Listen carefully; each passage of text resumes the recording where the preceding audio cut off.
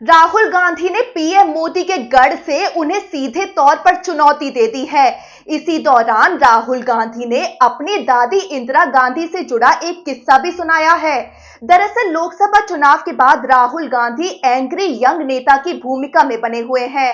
Congress party भी उन्हें प्रधानमंत्री मोदी के मुकाबले में खड़ा करने का कोई अवसर नहीं छोड़ रही है। सड़क से लेकर संसद तक राहुल गांधी की एक अलग छवि गढ़ी जा रही है। अब गुजरात के अहमदाबाद को ही कांग्रेस के अधिवेशन के लिए चुना गया, जिसमें राहुल गांधी के दिए भाषण से एक बात तो साफ हो गई है कि किसी नई रणनीति के बजाय कांग्रेस का पहिया एक बार फिर आरएसएस और जाति राजनीति के इर्द गिर्द ही घूमता नजर आ रहा है। अब वो इसमें कितना सफल हो पाएंगे, ये तो गुजरात में आने वाले चुनाव में ही पता चलेगा। अब पहले आपको ये बताते हैं कि राहुल गांधी ने अहमदाबाद में अपने भाषण के दौरान इंदिरा गांधी का जिक्र क्यों किया। राहुल गांधी अपने भाषण के दौरान बोले कि मैंने इंदिरा गांधी से एक बार एक सवाल पूछा था।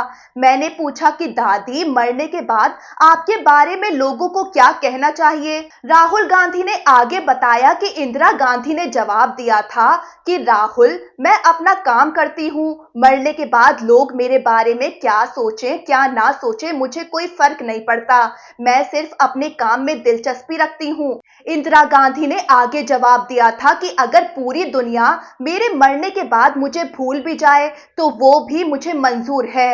राहुल गांधी ने इंदिरा गांधी की इस सोच का हवाला देते हुए कहा कि यही सोच मेरी भी है। वहीं राहुल गांधी के भाषण से ये भी साफ हो गया है कि कांग्रेस संघ विरोध और जाति राजनीति पर ही आगे बढ़ने की रणनीति पर काम कर रही है। राहुल गांधी ने तेलंगाना का जिक्र करते हुए कांग्रेस का क्रांतिकारी कदम बताया है। राहुल बोले कि तेलंगाना में हमने एक क्रांतिकारी कदम उठाया जो है जाति जनगणना।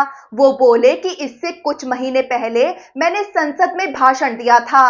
मैंने पीएम मोदी के सामने कहा कि आप जाति जनगणना कराइए। राहुल बोले कि देश को मालूम होना चाहिए कि इस देश में दलित, पिछड़ा वर्ग, अति पिछड़ा, अति दलित, आदिवासी, अल्पसंख्यक, गरीब सामान्य वर्ग के कितने लोग हैं। राहुल गांधी बोले कि ये पता लगाना जरूरी है क्योंकि जो हमारे दलित, आदिवासी, पिछड़े वर्ग के लोग धूप में काम करते हैं, मजदूरी करते हैं, क्या सचमुच में ये देश उनकी इज्जत करता है? क्या सचमुच में उन्हें जगह मिलती है? राहुल गांधी ने पीएम मोदी और आरएसएस पर हमला बोला। राहुल बोले कि पीएम मोदी और आरएसएस ने साफ कह दिया कि हम जाति जनगणना नहीं कराएंगे।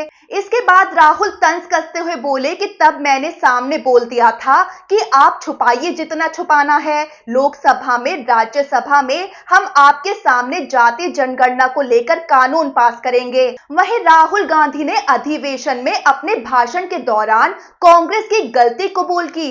राहुल गांधी ने कहा कि कांग्रेस दलित, मुस्लिम और ब्राह्मण को साधती रही और अति पिछड़ा जातियां हमसे दूर चली गईं।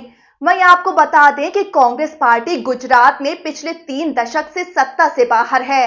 लोकसभा चुनाव में भी पार्टी को कुछ ज्यादा सफलता गुजरात में नहीं मिली थी, लेकिन राहुल गांधी को शायद लग रहा है कि गुजरात के रास्ते वो देश की सत्ता को दोबारा हासिल कर सकते हैं। वहीं साल 2029 के चुनाव में अभी 4 साल से ज्यादा का समय है।